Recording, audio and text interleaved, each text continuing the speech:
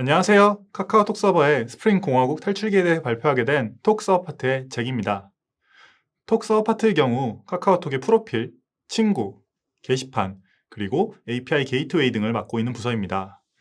이번 발표에서는 저희 부서가 왜 신규 어플리케이션 서버를 구축하면서 스프링 대신 K2어라는 생소한 프레임워크를 선택했는지를 알려드리고, 이를 진행하면서 저희가 어떤 점들을 깨닫게 되었는지를 공유드리려 합니다.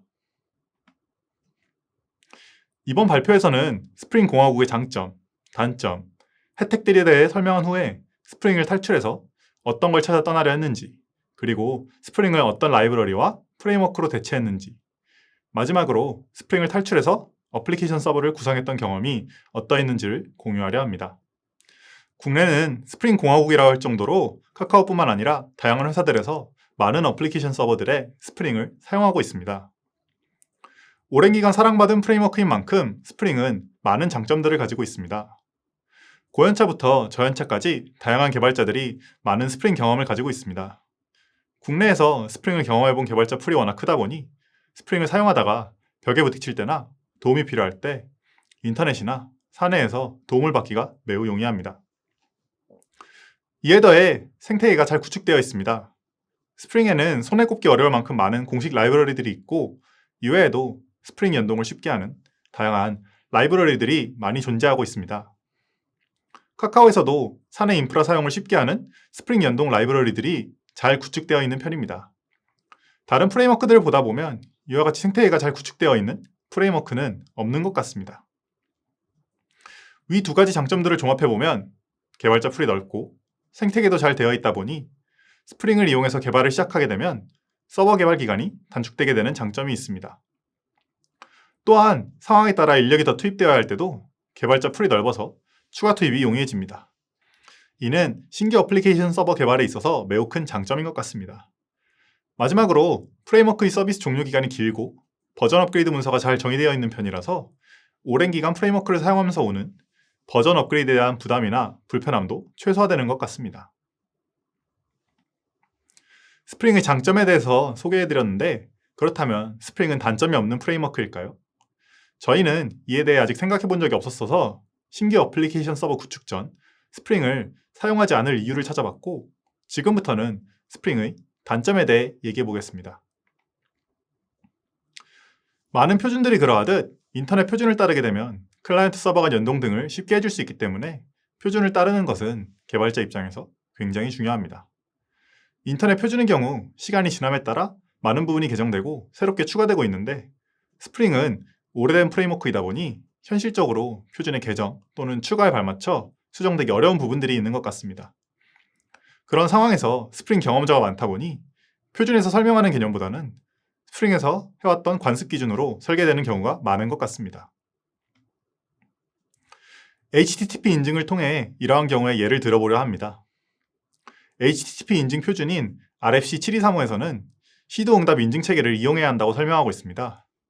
저의 경우 인증이라고 하면 클라이언트가 서버에 인증을 요청하는 것이 인증의 시작점이라고 생각했었습니다. 그러나 시도 응답 인증 체계에서는 인증이 필요한 클라이언트 요청에 시도, 즉 서버가 특정 방식으로 인증을 요구하는 것을 시작점으로 보고, 클라이언트가 서버에 인증을 요청하는 것은 그 이유가 됩니다. 시도라는 용어는 RFC 7235에서 45번이나 언급될 정도로 HTTP 인증의 중요한 부분이라고 할 수 있습니다. 스프링에서 인증을 제공하는 어센티케이션 프로바이더 인터페이스의 어센티케이트 함수에서는 인증 정보를 인자로 받아 인증에 실패한다면 예외를 던지고 성공한다면 인증된 정보를 다시 반환하고 있습니다. 간단한 인터페이스이기 때문에 코드와 자바독을 참고한다면 쉽게 구현체를 만들 수 있는 구조로 되어 있지만, 시도 응답 인증에 대한 언급이 전혀 없고 인증에 실패했을 때 시도의 개념을 채용하지 않고 예외를 던지는 것으로 처리하고 있습니다. 코틀린 기반 프레임워크인 K2어에서는 명시적으로 챌린지라는 함수를 제공하고 있고, 이 함수에서 인자로 지원하는 인증 종류, 인증 실패 사유, 인증 실패 후 동작 등을 받아 처리할 수 있도록 해두었습니다. 함수명에서도 알 수 있듯이 K2어에서는 스프링과 달리 시도응답 인증을 채용하고 있는 것을 알 수 있습니다. 그렇다면 왜 스프링은 시도 개념을 채용하지 않았고 K2어는 채용한 것일까요? 이를 정확히는 알 수 없지만 추측은 가능할 것 같습니다. 그림들을 보시면 스프링의 어센티케이션 프로바이더는 2009년, RFC 7235는 2014년, 그리고 K2의 어센티케이션 컨텍스트는 2016년에 나온 걸 아실 수 있습니다. 이로 봤을 때 스프링은 시도응답 인증이 중요하게 생각되기 전 인터페이스가 만들어졌고, 인터페이스를 수정하기엔 버전 업그레이드에 따른 개발자 부담이 가중되기 때문에 수정을 하지 않는 것 같습니다. 어떠한 이유이든 간에 현재의 표준에 맞지 않는 관습에 맞춘 설계를 진행해야 한다는 것은 스프링의 단점인 것 같습니다. 스프링의 의존성을 가진 라이브러리가 굉장히 많아서 그 덕에 지금까지 어플리케이션 서버에서 스프링을 편하게 사용할 수 있었습니다. 하지만 라이브러리에서 의존성을 관리하는 것이 쉽지 않은 만큼 많은 라이브러리들은 스프링 의존성을 선택이 아닌 필수로 두는 경우가 많습니다. 이러한 경우 다양한 버전의 스프링 의존성이 어플리케이션 서버로 흘러가게 되어 어플리케이션 서버 입장에서 스프링 의존성 관리가 불가능한 지경에 이르기도 합니다. 여기서 저희 어플리케이션 서버 스프링 의존성을 예시로 들어보겠습니다. 제 IDE에서 보이는 의존성 목록을 캡처한 것인데, 내부적으로 많이 사용되지 않는 스프링 AMQP나 스프링 래빗 같은 경우 한 개 버전에만 의존하고 있습니다. 이에 비해 공통적으로 많이 사용되는 스프링 코어나 스프링 컨텍스트 등은 5개 버전에 의존하고 있습니다. 여러 개 버전이 어디서 오는지 역추적해서 버전을 맞춰줄 수도 있지만 이는 많은 노력이 필요하고 현재는 메이저 버전, 마이너 버전이 맞는 상태라 현 상태를 유지 중입니다. 스프링이 너무 많은 곳에서 사용되어서 의존성 관리가 쉽지 않은 부분은 스프링이 가진 의도치 않은 단점인 것 같습니다. 스프링의 단점들을 살펴보고 나니 저희가 이때까지 스프링에 너무 갇혀 있었던 게 아닐까 싶었습니다. 더 나아가 저희가 스프링 개발자인지 코틀린 개발자인지 헷갈리기 시작했습니다.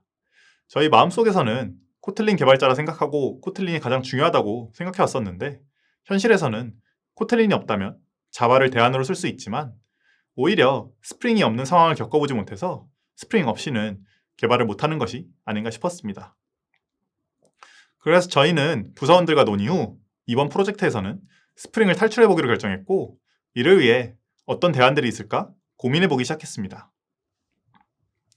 이제부터는 저희가 스프링 공화국에서 어떠한 혜택을 누리면서 살아왔는지에 대해 살펴보려 합니다. 이를 통해 스프링에서 제공받던 혜택들을 대체할 수 있을지, 또 어떤 걸로 대체할 수 있을지 하는 고민을 시작했습니다. 저희는 스프링의 많은 기능들을 사용하고 있지만 중점적으로 사용하는 기능들을 3가지로 추려봤습니다. 첫째는 많은 분들이 스프링을 이용하는 가장 큰 이유인 의존성 주입입니다. 그 중에서도 어노테이션 의존도를 줄이기 위해서 생성자 주입을 통한 의존성 주입을 주로 사용하고 있습니다. 이를 통해 클래스 생성과 사용에 관심을 분리하고 가독성을 높이고 있습니다. 두 번째는 데이터베이스 연동입니다.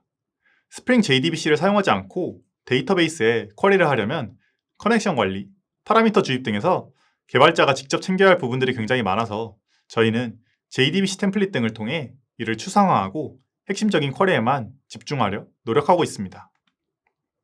세 번째는 인터셉터와 필터입니다. 톡서버에서 처리하는 모든 요청들은 기본적인 로깅, 인증, 지표 등의 처리를 거친 후 비즈니스 로직을 처리하도록 되어 있습니다. 이를 위해 AOP나 스프링에서 제공하는 다른 기술들을 사용할 수도 있지만 저희는 명시적인 처리를 위해 인터셉터와 필터를 적극 활용하고 있습니다. 새로운 프레임워크나 라이브러리를 선택할 때 이때까지 정리한 3가지를 중점적으로 확인하기로 하였습니다. 이제부터는 스프링 공화국을 탈출하기로 했으니 어디로 갈 것인가에 대해 얘기해보려 합니다. 스프링을 탈출하기로 결정하고 나니 저에게 셀 수 없이 많은 선택지가 있었습니다. 모든 선택지를 다 비교해서 저희에게 맞는 것을 찾기는 너무 어려워 보여서 가장 중요한 기준을 먼저 정하기로 했는데, 프레임워크나 라이브러리의 코틀린 사용 여부였습니다. 코틀린 사용 여부를 가장 중요하게 봤던 이유는 먼저 코틀린을 사용했다면 언어 자체가 만들어진 지 얼마 안 됐으니 해당 라이브러리가 관습이 아닌 비교적 최신의 트렌드에 더 가깝다고 생각했습니다. 두 번째로 이번 어플리케이션 서버에서는 API 요청을 시작부터 끝까지 코르틴을 이용해서 개발해보려 하는데, 어플리케이션 서버에서 코르틴이나 널러블 같은 코틀린의 핵심 기능들을 잘 사용하려면 라이브러리에서부터 이를 잘 지원해야 된다고 생각했습니다. 이렇게 저희는 스프링 공화국을 떠나 코틀린으로 향하기로 했으며 이후 내용은 피터에게 맡기도록 하겠습니다. 안녕하세요, 피터입니다. 스프링 공화국을 탈출해 코틀린으로 향하면서 스프링에서 제공하는 의존성 주입, 데이터베이스 연동, 인터셉터와 필터를 어떻게 대체했는지를 설명드리면서 발표를 이어나가겠습니다. 우선적으로 스프링이 아닌 다른 웹 프레임워크 선택을 먼저 했습니다. 스프링 MVC는 핵심인 디스패처 서블렛을 구성한 것부터 시작하여 결국엔 굉장히 복잡한 서블렛이라고 볼 수 있을 것입니다. 반면 K토어를 사용하면 가벼운 어플리케이션 서버를 유연하게 구성할 수 있습니다. 많은 비교를 할 수 있지만 간단하게 요청 처리 비교를 해보겠습니다. 스프링 MVC 컨트롤러를 이용한 요청 처리입니다. REST 컨트롤러, get mapping과 같이 스프링 웹 MVC 어노테이션을 기반으로 정의하는 것을 볼 수 있습니다. K토어의 라우팅을 이용한 요청 처리입니다. REST 컨트롤러 어노테이션은 라우팅으로, get mapping 어노테이션은 get으로 대체되기 때문에 언뜻 보기에도 어노테이션에 의존하지 않는 K토어의 구성이 비교적 단순하게 느껴졌습니다. K토어는 경량 서버 개발을 위한 프레임워크이기 때문에 어플리케이션 구성은 전적으로 개발자의 선택에 달려 있습니다. 스프링에서 당연하게 사용하는 의존성 주입 같은 경우도 K토어에서는 기본적으로 제공되는 기능이 아니어서 개발자가 필요에 따라 라이브러리를 사용하는 방식입니다. 또 K토어의 구현은 코틀린 코루틴을 활용하여 어플리케이션 개발 시 사용하기 쉬운 비동기 프로그래밍 모델을 제공하고 있습니다.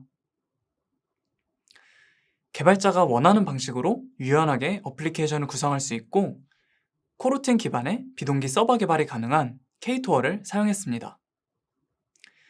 스프링을 탈출하면서 스프링에서 제공하는 여러 기능들의 대체가 필요했습니다. 그중 어떤 의존성 주입 라이브러리로 탈출했는지 먼저 보겠습니다. 스프링이 제공하는 의존성 주입은 매우 다양한 기능을 제공하는 반면에 코틀린을 위한 의존성 주입 라이브러리인 코인은 기본적인 기능만을 제공하고 있습니다. 스프링 빈 생성 라이프사이클의 일부를 간단하게 표현해 보았습니다. 보이는 것처럼 스프링 컨테이너는 프록시 빈을 생성하는 스프링 AOP와 같이 여러 기능들과 유기적으로 엮여 있어 이를 위한 다양한 라이프사이클 콜백 함수를 제공하고 있습니다.